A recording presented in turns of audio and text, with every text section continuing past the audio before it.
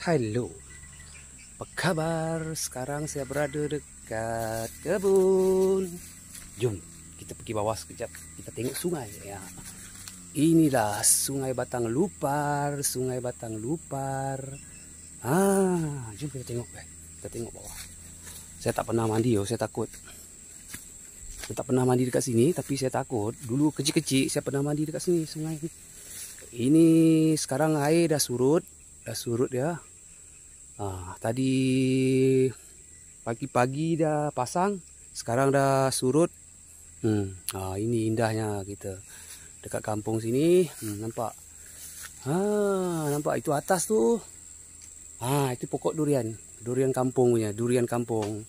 Ini rebung, nampak rebung. Itu rumah pondok. Kalau kita tak nak balik pergi rumah, kita boleh rehat dekat sini. Sekarang saya berada dekat kebun.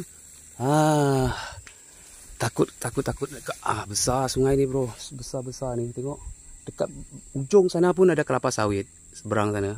Tapi saya tak pernah lah, kecil-kecil saya pernah mandi sini sungai ni. Kecil-kecil saya pernah mandi dekat sini. Tengok.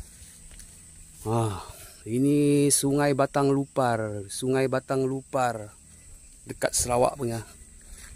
Dia sambung sampai dekat Seriaman sana dengan Lubuk Hantu. Okey. Okey, selamat kita berjumpa lagi sahabat-sahabat semua. Okey, bye.